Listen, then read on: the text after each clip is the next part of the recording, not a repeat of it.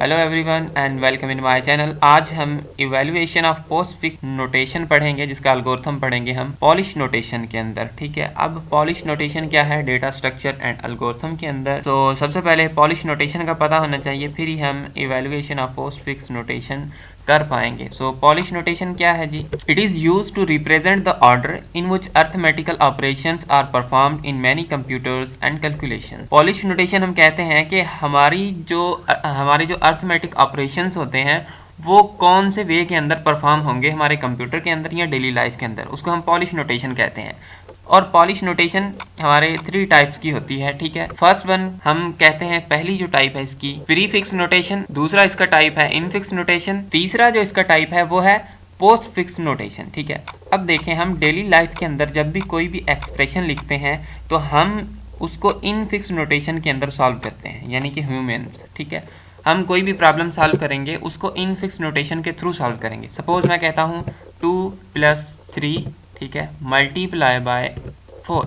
ठीक है, ये हमारी क्या है? ये हमारी इनफिक्स नोटेशन है। ठीक है, हम इस प्रॉब्लम को कैसे सॉल्व करेंगे? सबसे पहले 3 को 4 से मल्टीप्लाई करेंगे और इसका आंसर 2 से ऐड कर देंगे। ठीक है, ये कौन सी एक्सप्रेशन है? ये इनफिक्स है। इनफिक्स का मतलब होता है कि जब हमारा जो ऑपरेटर है वो ऑपरेंड्स के दरमियान आए। ठीक है, अब ऑपरेटर और ऑपरेंड का अगर आपको नहीं पता, सपोज मैं लिखता हूँ कि a + b, तो इसमें जो ऑपरेटर है यानी कि जो एक्चुअल में ऑपरेशन परफॉर्म करवा रहा है वो कौन सी सिंबल है? वो आपकी प्लस सिंबल है।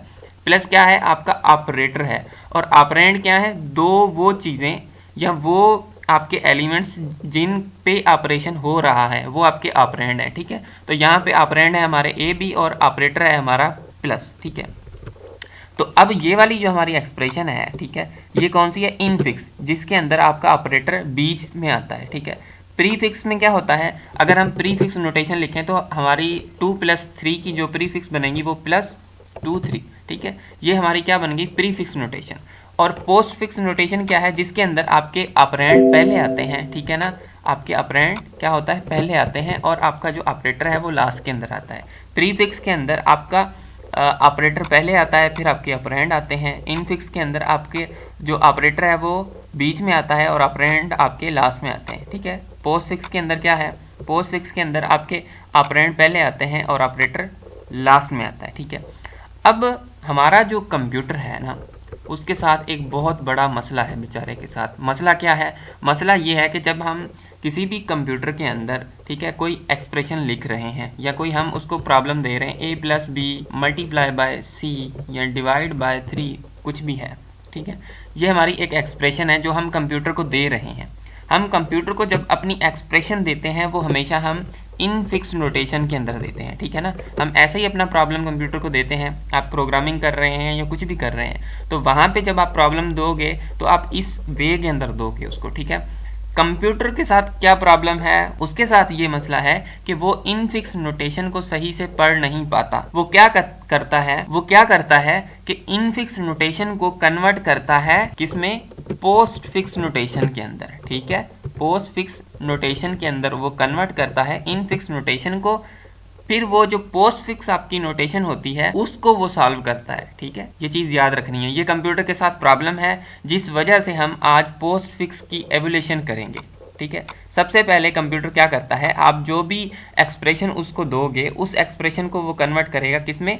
पोस्ट फिक्स नोटेशन के अंदर। ठीक है, मैं इसको रेड कलर का दे देता हूँ। ठीक है, उसको क्या करेगा? पोस्ट फिक्स नोटेशन के अंदर कन्वर्ट करेगा, यानी कि उसके जो ऑपरेटर हैं वो लास्ट के अंदर आएंगे। ठीक है, और जो कन्वर्ट होगी एक्सप्रेशन आपकी पोस्ट फिक्स के अंदर, फिर उस एक्सप्रेशन को वो सॉल्व करेगा। अब यहाँ पे हमने पहली बात तो सीखने वाली ये चीज़ है कि इनफिक्स को वो पोस्ट फिक्स के अंदर कैसे कन्वर्ट करता है। ठीक है, ये सीखने वाली बात है। लेकिन इससे पहले अकॉर्डिंग टू बुक हम क्या करेंगे? सबसे पहले पोस्ट फिक्स आपकी जो नोटेशन है, यानी कि कंप्यूटर ने इनफिक्स नोटेशन को पोस्ट फिक्स के अंदर कन्वर्ट कर दिया है। ठीक है, आपने कंप्यूटर को सपोज ये वाली एक्सप्रेशन दी, ठीक है, और इस एक्सप्रेशन को कंप्यूटर ने कन्वर्ट कर दिया किसमें? पोस्ट फिक्स के अंदर, यानी कि ये वाली। अब जब वो पोस्ट फिक्स के अंदर कन्वर्ट हो गई, यानी कि इसके अंदर वो आ गई है, आपकी एक्सप्रेशन इस वे के अंदर आ गई है, तो अब कंप्यूटर इस वे वाली एक्सप्रेशन को कैसे सॉल्व करेगा?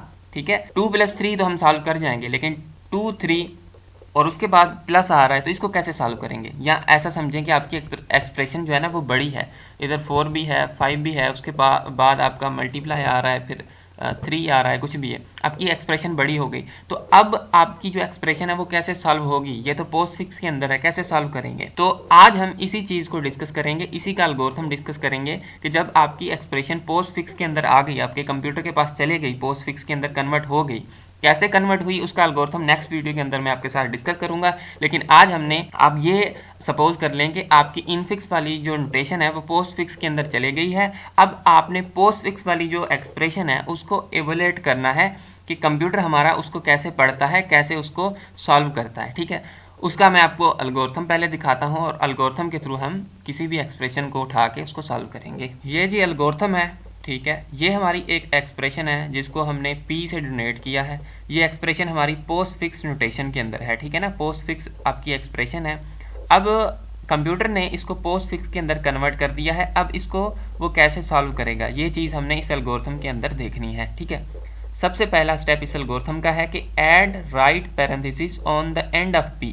इस P के एंड पे आप राइट पैरेंथेसिस ऐड कर दो। फर्स्ट स्टेप इसका ये है, तो ये लें जी, मैंने इसके एंड पे राइट पैरेंथेसिस ऐड कर दी है। इसको कलर इसका चेंज कर देता हूँ, ठीक है। उसके बाद scan from left to right, left से राइट की तरफ आप इसको स्कैन करें और रिपीट करें step 3 and 4 until left parenthesis encounter. यहाँ पे आएगा राइट पैरेंथेसिस इनकाउंटर, ठीक है, तो यहाँ पे मैं राइट कर देता हूँ। अच्छा, तो scan from left to right, ठीक है, यहाँ से लेकर आप राइट की तरफ स्कैन करें, रिपीट करें स्टेप 3 एंड 4 को, जब तक आपकी राइट पैरेंथेसिस नहीं आ जाती तब तक आप इसको रिपीट करते रहें। ठीक है, अब इसके अंदर क्या करना है, अगर आपका if operand encountered put into stack, अगर इस एक्सप्रेशन के अंदर कोई भी ऑपरेंड आता है तो आपने उस ऑपरेंड को क्या करना है, स्टैक के अंदर रख देना है। सिंपल सी बात है। अब हम यहाँ से शुरू करते हैं, ठीक है, 5 से। तो जैसे ही हमने लेफ्ट टू राइट इसको स्कैन किया तो सबसे पहले क्या आता है, 5 क्या है, हमारा ऑपरेंड है। ठीक है, फर्स्ट कंडीशन क्या है, अगर ऑपरेंड आ रहा है तो उसको उठा के आप स्टैक के अंदर रख दो। तो हम इस 5 को क्या करते हैं, स्टैक के अंदर रख देते हैं। ठीक है, 5 को हमने क्या किया, स्टैक के अंदर रख दिया। ठीक है, 5 स्टैक के अंदर आ गया। उसके बाद देखें, ये वाली कंडीशन आपकी चल गई तो ये वाली कंडीशन नहीं चलेगी, दोबारा लूप ऊपर जाएगा। ठीक है, 3 स्टेटमेंट पे आएगा दोबारा, क्योंकि ये वाली स्टेटमेंट एक दफ़ा चलेंगी, 3 स्टेटमेंट और 4 स्टेटमेंट आपकी रिपीट होगी लूप के अंदर। ठीक है, फिर दोबारा वो क्या करेगा, चेक करेगा। 5 तो उसने 5 को स्कैन कर लिया, अब वो क्या जाएगा, 6 पे जाएगा, क्योंकि लूप प्लस प्लस होगा तो 6 पे चला जाएगा। 6 पे जाएगा, चेक करेगा इफ ऑपरेंड इनकाउंटर, 6 को देखेगा वो ऑपरेटर है या ऑपरेंड है। तो 6 क्या है हमारा, 6 हमारा ऑपरेंड है, तो वो क्या करेगा, उसको स्टैक के अंदर रख देगा according to this condition if operand encounter put it into the stack. तो ऑपरेंड आया, 6 हमारा ऑपरेंड था तो वो स्टैक के अंदर चला गया। उसके बाद ये वाली कंडीशन आपकी नहीं चलेगी, लूप दोबारा ऊपर जाएगा, फिर तीसरी स्टेटमेंट को दोबारा रिपीट करेगा और आपका लूप प्लस प्लस होगा तो हमारा जो कर्सर होगा यानी हमारा जो कंट्रोल होगा वह 2 पे चला जाएगा। ठीक है, 2 क्या है हमारा, चेक करेगा वो 2 ऑपरेंड है या ऑपरेटर है। 2 क्या है हमारा, ऑपरेंड है, तो क्या करेगा, इस 2 को क्या करेगा, दोबारा स्टैक के ऊपर रख देगा। ठीक है, 2 स्टैक के ऊपर आ गया। उसके बाद ये वाली कंडीशन आपकी नहीं चलेंगी, तीनों कंडीशन, दोबारा लूप ऊपर जाएगा और आपका लूप प्लस प्लस होगा।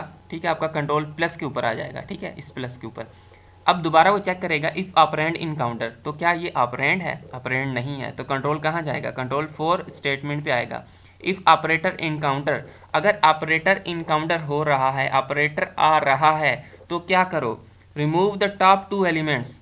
देखो ऑपरेटर आया तो आपने क्या करना है, फर्स्ट स्टेटमेंट क्या है आपकी, आपने टॉप 2 एलिमेंट रिमूव कर देने हैं। तो जी स्टैक से मैंने टॉप 2 एलिमेंट्स 2 और 6 को रिमूव कर दिया। अब क्या कह रहा है, इवैल्यूएट देम, इनको आप सॉल्व करें। सॉल्व कैसे करें, जो आपका ऑपरेटर आया है उनको इन दोनों के बीच में रखें। ठीक है ना, सॉल्व ऐसे ही करना है हमने।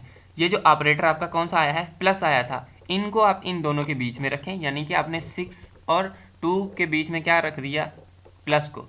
आप इसको आपने सॉल्व किया तो इसका आंसर क्या आएगा, इसका आंसर आएगा आपका 8। इसका आंसर क्या आया, 8। अब क्या कह रहा है, place the result on the top of stack, जो आपका रिजल्ट आया इन दोनों को रिमूव करने के बाद और उसका सॉल्यूशन देने के बाद, यानी कि इवैल्यूएट करने के बाद इसका जो आंसर आता है उस आंसर को आपने स्टैक के टॉप पे रखना है। तो स्टैक के टॉप पे मैंने रख दिया 8। ठीक है, यहाँ तक बात समझ में आ गई आपको। ठीक है। अब देखें यहाँ तक आपका क्या हुआ, ये स्टेटमेंट आपकी पूरी हो गई, ठीक है। अब दोबारा कंट्रोल कहाँ जाएगा, 3 स्टेटमेंट। अब वो दोबारा क्या होगा, लूप प्लस प्लस होगा, तो इस प्लस से, इस प्लस ऑपरेटर से उसका कंट्रोल कहाँ जाएगा, मल्टीप्लाई के ऑपरेटर पे, ठीक है। तो जब वो देखेगा इफ ऑपरेंड इनकाउंटर्ड, क्या ऑपरेंड आ रहा है, तो आपका मल्टीप्लाई एक ऑपरेंड है, ऑपरेंड नहीं है, तो वो क्या होगा, आपका कंट्रोल इस स्टेटमेंट पे आ जाएगा। तो यहाँ पे क्या लिखा हुआ है कि इफ ऑपरेटर इनकाउंटर, देखो ऑपरेटर दोबारा आ रहा है, तो क्या करो, remove top 2 elements, top 2 elements को रिमूव करो, ठीक है। तो हम क्या करते हैं, इन दोनों एलिमेंट्स को रिमूव कर दे, ठीक है। मल्टीप्लाई के आने के बाद हमने स्टैक के टॉप 2 एलिमेंट्स यानी कि 5 और 8 टॉप 2 एलिमेंट्स थे, उनको हमने रिमूव कर दिया। रिमूव करने के बाद क्या कह रहा है, एवुलेट देम, उनको एवुलेट करें। एवुलेट कैसे करना है, जो आपका ऑपरेटर आ रहा है उनको इन दोनों के बीच में रखें।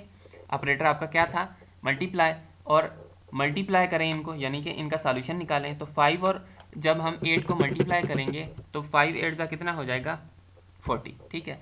उसके बाद क्या कह रहा है, इवुलेट करने के बाद place the result on the top of the stack. Result क्या आया, 40 को क्या करो, स्टैक के टॉप पे रख दो। तो स्टैक का टॉप खाली है, तो स्टैक खाली था तो टॉप उसका क्या होगा, यही वाली प्लेस आपकी 0 वाली, तो हम उस प्लेस पे हमने क्या किया, 40 रख दिया, ठीक है। उसके बाद आपकी नीचे वाली स्टेटमेंट नहीं चलेंगी, दोबारा लूप क्या कंट्रोल जाएगा कहाँ, ऊपर जाएगा, लूप प्लस प्लस होगा, ठीक है, यानी कि एक ऐड और हो जाएगा, तो कंट्रोल कहाँ जाएगा, थर्ड स्टेटमेंट पे। थर्ड स्टेटमेंट पे जब कंट्रोल जाएगा तो हमारा जो कंट्रोल होगा वो मल्टीप्लाई से हटके 12 पे आ जाएगा, ठीक है, ठीक है। तो 12 अब चेक करेगा, 12 क्या है, ऑपरेंड है, तो 12 तो ऑपरेंड है, तो क्या करो, इस ऑपरेंड को डायरेक्ट यहाँ पे रख दो और नीचे वाली स्टेटमेंट्स आपकी नहीं चलेंगी। दोबारा लूप प्लस प्लस होगा तो कंट्रोल उसका 3 स्टेटमेंट पे चला जाएगा, चेक करेगा, यानी कि 12 से मूव होके आपका कंट्रोल किस पे जाएगा, 4 पे। वो चेक करेगा कि 4 जो है वो ऑपरेंड है या ऑपरेटर है, तो 4 आपका क्या है, ऑपरेंड है, तो क्या करेगा, 4 को डायरेक्ट स्टैक के टॉप पे रख देगा, ठीक है, रख दिया जी। ये वाली स्टेटमेंट्स आपकी नहीं चलेंगी। दोबारा लूप आपका प्लस प्लस होगा, लूप प्लस प्लस होगा तो उसका कंट्रोल इस डिवाइड सिंबल पे आएगा। डिवाइड सिंबल जब आएगी तो ये चेक करेगा कि ये ऑपरेंड है, तो ये ऑपरेंड नहीं है, तो ये वाली स्टेटमेंट आपकी 3 वाली नहीं चलेगी, वो 4 स्टेटमेंट पे आ जाएगा जी।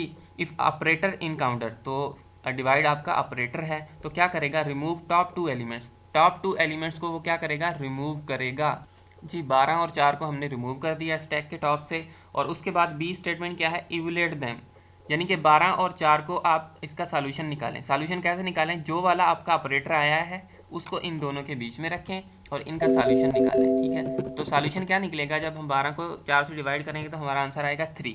तो तीसरी स्टेटमेंट क्या है, place the result on the top of the stack, तो रिजल्ट जो आया है उसको स्टैक के टॉप पे रख दो, तो हमने स्टैक के टॉप पे इसके रिजल्ट को रख दिया जी। इन्हीं स्टेटमेंट्स को आपने रिपीट करना है, ठीक है। मैं इसको कंप्लीट कर देता हूँ ताकि आपको आसानी से। उसके बाद हमने क्या करना है कि ये वाला काम हो गया, लूप प्लस प्लस होगा, दोबारा स्टेटमेंट का कंट्रोल ऊपर जाएगा और डिवाइड से आपका कंट्रोल जाएगा माइनस पे, ठीक है ना। माइनस आपका क्या है, ऑपरेटर है, तो फर्स्ट ये वाली 3 वाली स्टेटमेंट वो नहीं चलेगी क्योंकि ऑपरेंड इनकाउंटर नहीं हुआ। क्या इनकाउंटर हुआ है, ऑपरेटर, तो 4 स्टेटमेंट पे आ जाएगा इफ ऑपरेटर इनकाउंटर, तो माइनस हमारा ऑपरेटर है, तो क्या करेगा, स्टैक के टॉप पे जो 2 एलिमेंट्स हैं उनको रिमूव कर दिया हमने। और उसके बाद सेकंड स्टेटमेंट क्या है, इवुलेट देम, इन दोनों को इवुलेट करें, कैसे, जो आपका ऑपरेटर इनकाउंटर हुआ है उनको इन दोनों के बीच में रखें जी। माइनस को हमने क्या रख दिया, 40 रख दिया। और इसके बाद हमारा रिजल्ट क्या आएगा, हमारा रिजल्ट आएगा 37, हमारा रिजल्ट आ गया। Place the result on the top of the stack, तो इस रिजल्ट को आप क्या करो, टॉप ऑफ द स्टैक पे रख दो, तो टॉप ऑफ स्टैक पे हमने क्या कर दिया, 37 को रख। उसके बाद ये वाली स्टेटमेंट्स आपकी पूरी हो गई और कंट्रोल हमारा दोबारा जाएगा लूप के ऊपर, यानी कि लूप प्लस प्लस होगा। प्लस प्लस होने के बाद आपका कंट्रोल आ जाएगा पैरेंथ, जब आपका कंट्रोल पैरेंथेसिस पे आएगा, ऊपर हमने क्या लिखा हुआ है कि ये लूप तब तक चलेगा जब तक राइट पैरेंथेसिस नहीं आ जाती। तो यहाँ पे क्या आ रही है, राइट पैरेंथेसिस, तो लूप आपका क्या हो जाएगा, टर्मिनेट हो जाएगा। टर्मिनेट होने के बाद इसका कंट्रोल किस स्टेटमेंट पे आएगा, 5th स्टेटमेंट पे। 5th स्टेटमेंट पे वो क्या कह रहा है कि set value top of the element, आपकी वैल्यू जो है, जो आपका रिजल्ट आया है उसको टॉप ऑफ द एलिमेंट कर दो। तो टॉप ऑफ द एलिमेंट 37 है, आपका रिजल्ट भी 37 है, ठीक है ना, ये 37 रिजल्ट है और टॉप ऑफ द एलिमेंट भी 37 है। हमने 37 को 37 के इक्वल कर दिया और स्टैक के टॉप पे 37 आ गया। और लास्ट स्टेटमेंट क्या है, स्टॉप, तो आपका लूप जो है वो स्टॉप हो जाएगा। ऐसे जी हमारा जो कंप्यूटर है वो पोस्ट फिक्स नोटेशन को सॉल्व करता है, ठीक है ना।